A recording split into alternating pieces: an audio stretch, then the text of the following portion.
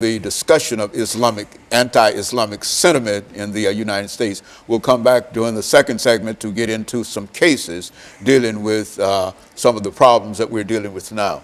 And we'll be back with our audience following this very short commercial break.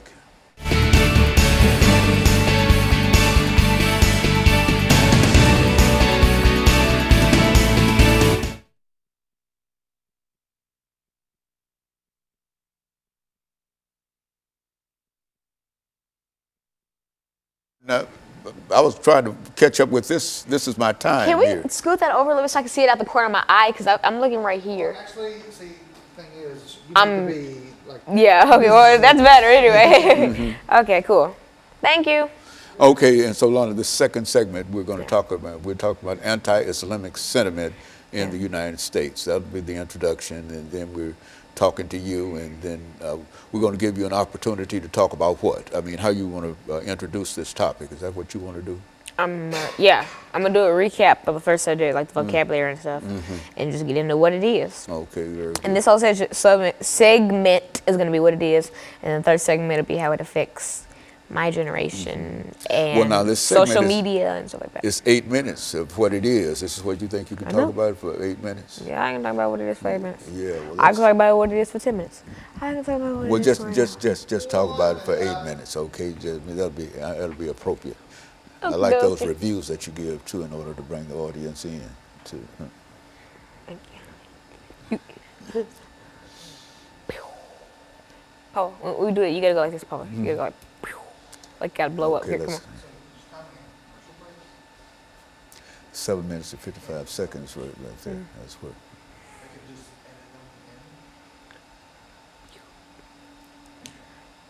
30 seconds out.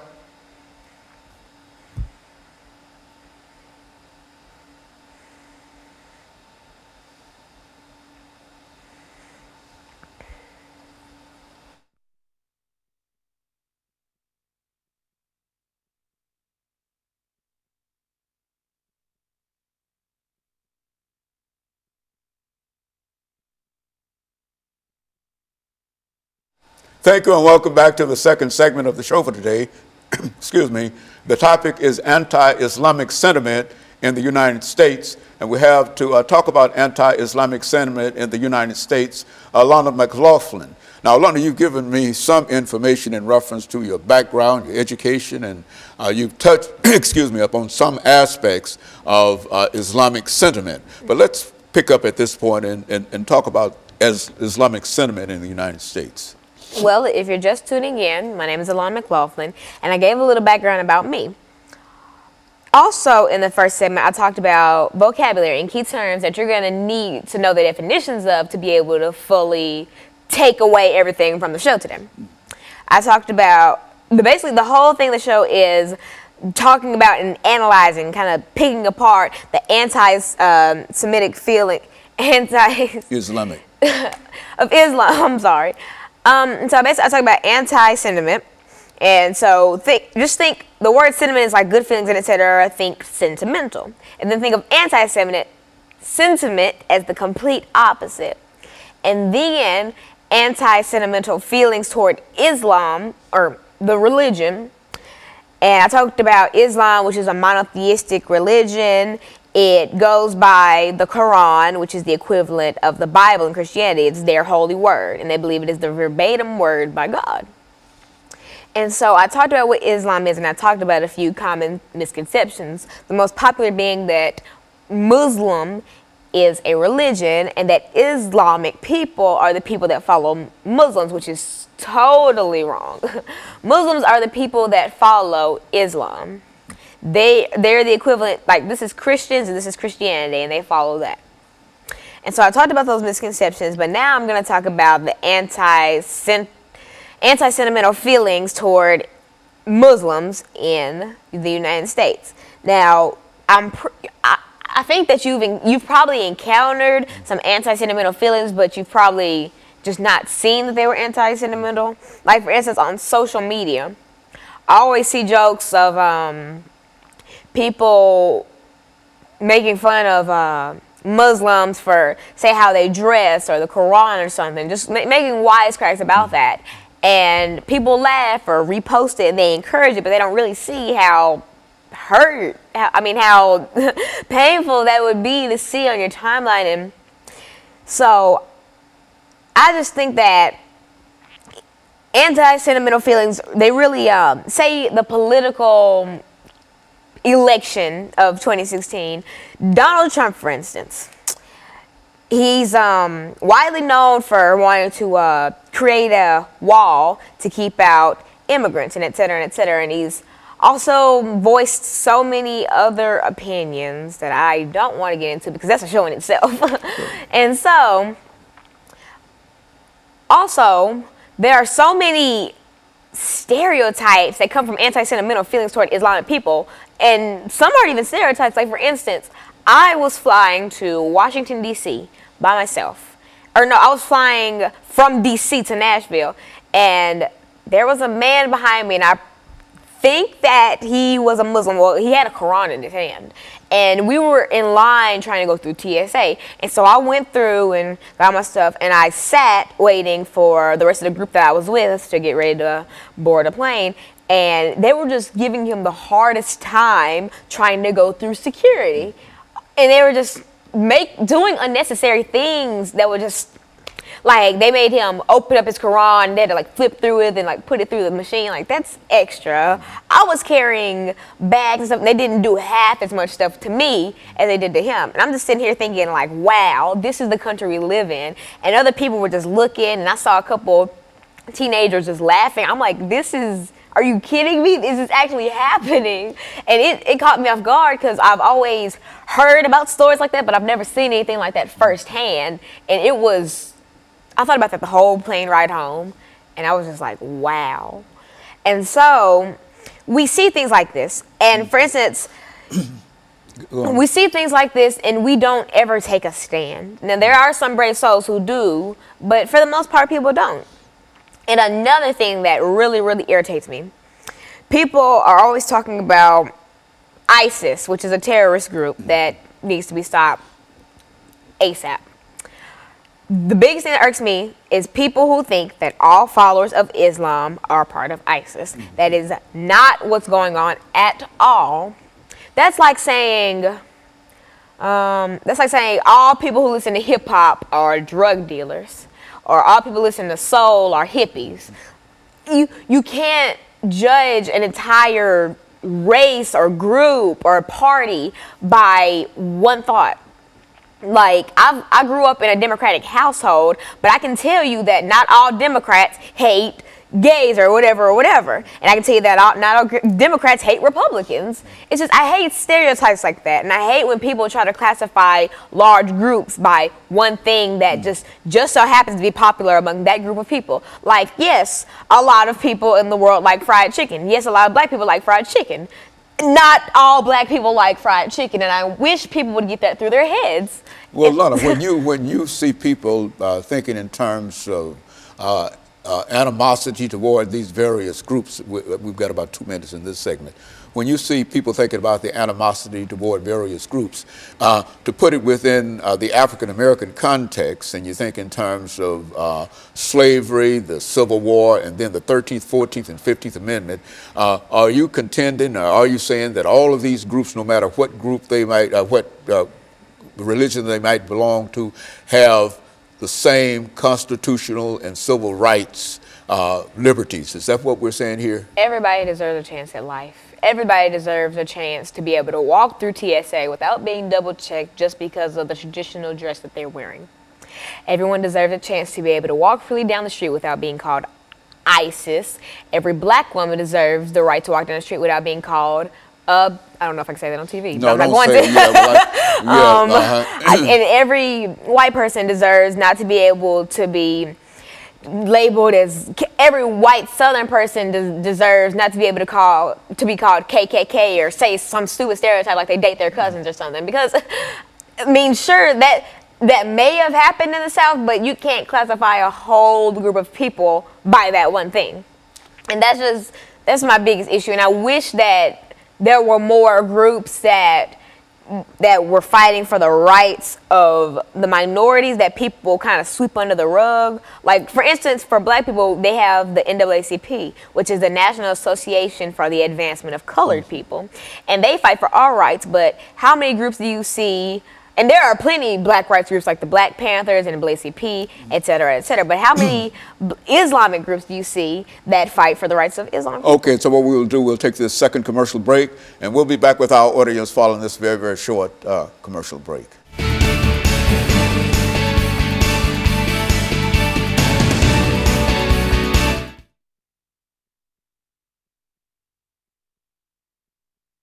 The impact there. In my own in your world. Like I told you about the airport incident.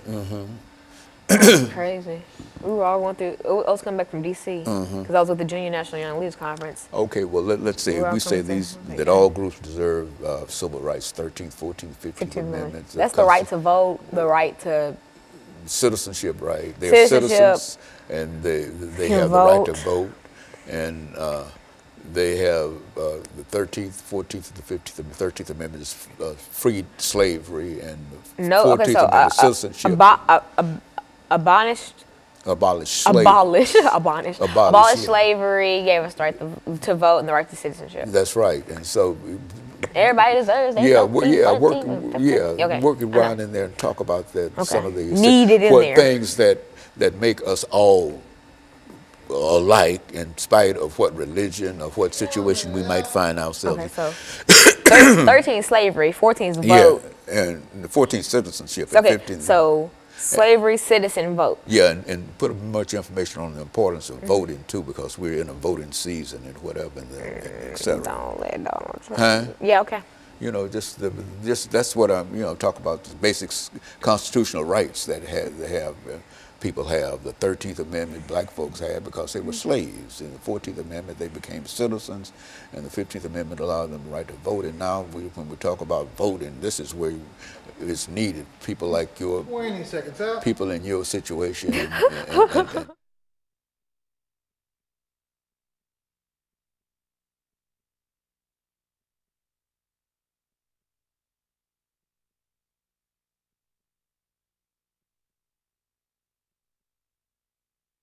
thank you, and welcome back to the final segment of the show for today.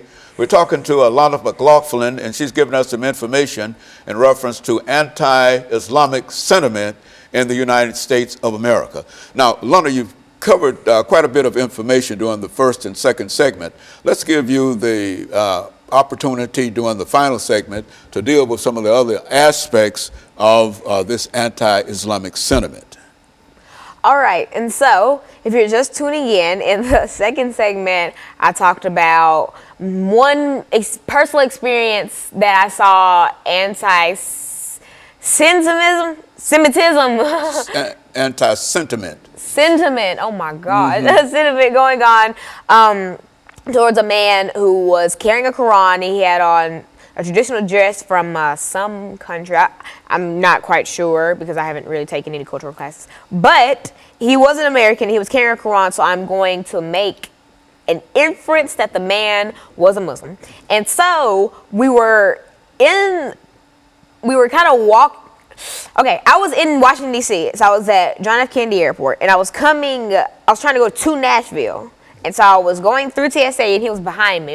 And so I got all my stuff packed. I put it in the little cubbies. They put it through. I got my stuff back. It was over with. And I was waiting on the chaperones that I was with to accompany me onto the flight and all that. So I kind of sat down, and I was observing what else was going on at the airport. And I saw TSA kind of giving the man who was behind me a hard time. Like, for instance, what they would do, like, this is his Quran. They would open it and just, like, kind of manhandle it, trying to see if there was anything in there, and they were shaking it. Like, it was, and it didn't look in too great a condition, so it looked like it could have snapped like that. And it was just, they were doing so much extra, and that really just made my blood boil, because at that time there wasn't anything I can do, because I couldn't go up there, because once you go through TSA, I couldn't go straight because as he was coming through it, I couldn't go through that line, and everything was too busy, so I couldn't really do anything about it except, you know, tell the chaperones I was with, and even they expressed their own disgust about it. And that just really made me think, wow, like that's something that happens so often, but it's never reported on websites and etc. But let that have been any other race getting racially profiled, I promise you it would have been everywhere. If that was me and they were double checking my stuff and asking me stupid stuff like, do I live in Chicago, or do I have a father, and stupid stereotypical things like that, trust me, it would have been on News Channel 5 like that, or on Fox 17. So you find that this is quite prevalent. It's quite prevalent in terms of the denial in a real sense of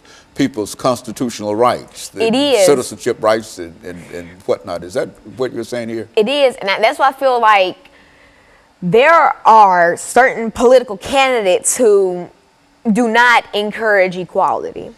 I'm not going to go into name dropping or anything, but there are certain candidates that do not support equality, and I feel like, right now, the two top candidates are Donald Trump and Hillary Clinton, and that's just, you just really can't fight that.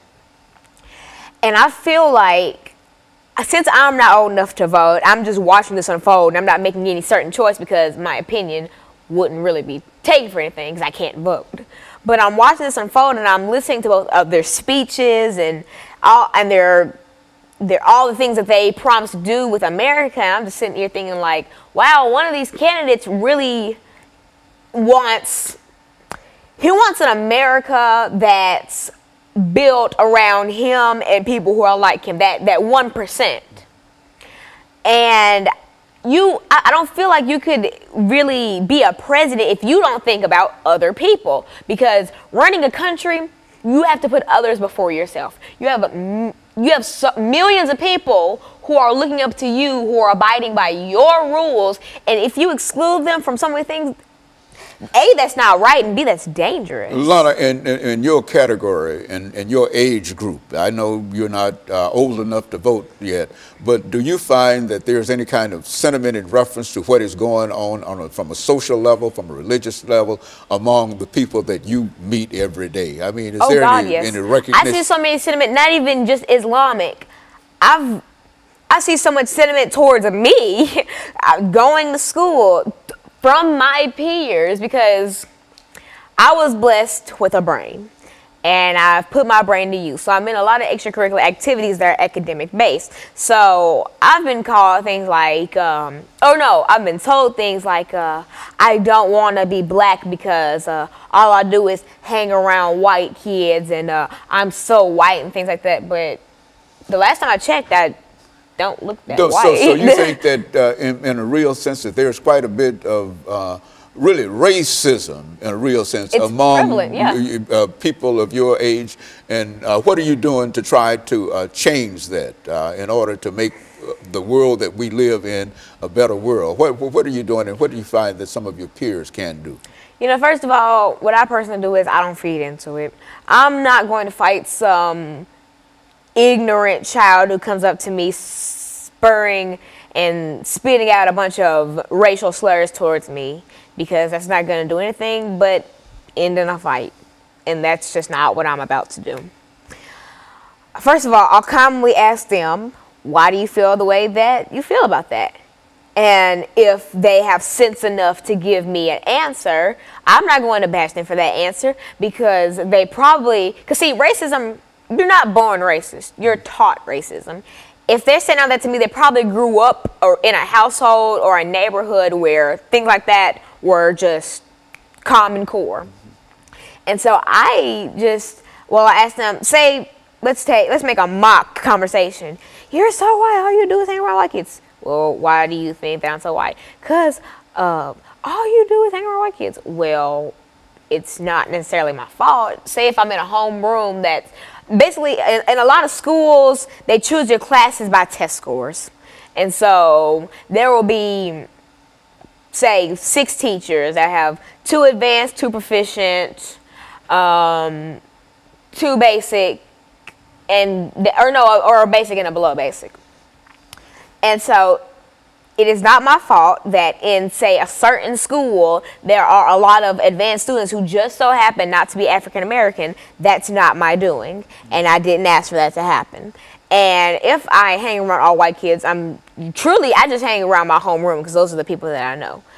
And if if the majority of them happen to be white or German or Irish or just non-African American, then that explains why I have so many friends who are not African American, because that's not who I'm in class with. I have plenty of African American friends. I'm in plenty things where I'm with plenty of African American people. Like, for instance, when I went to the Junior National Young Leaders Conference, it was a melting pot full of people. Like, there were so many different races. We even had a girl from Germany come. Like, it was just an awesome thing, and I got to learn about so many different cultures, and it was just so eye-opening. And so, Alana, today what you're saying here is that while there might be anti-sentiment, whether or not only against Islamic and et cetera, that you believe that everybody ought to try to practice not only love, but recognize that each person has the 13th, 14th, and the 15th Amendment rights, and that they ought to be free, and everybody ought to be equal. Is that what we're trying? Is that and what you're trying? Speaking of those, the 13th Amendment banned slavery. The 14th gave us citizenship, and the 15th Amendment, people need to go out and vote. It's voting season right now. That is the biggest thing I want to emphasize. If you are strong-willed and you want America to see the light of day, go out and vote. Because, please, I hate when people say, I'm not going to vote, but it'll be the main one sitting around mad when the candidate they didn't want to win ends up winning. You could have prevented that just by voting. So I encourage everybody to go out and vote. I would if I could. And so I'm just really trying to get my peers to go out and vote, because I have a lot of friends who can vote and things like that. So I'm encouraging everybody to get out there. And so, Lorna, let me thank you during the last half minute that we have here dealing with this very, very important subject. I think that from what we've talked about, our audience has a pretty good idea in terms of how many people see some of the problems and some of the issues that we raise. And of course, let me encourage our audience to tune in again next week for another informative edition of Comments. Thank you and good morning.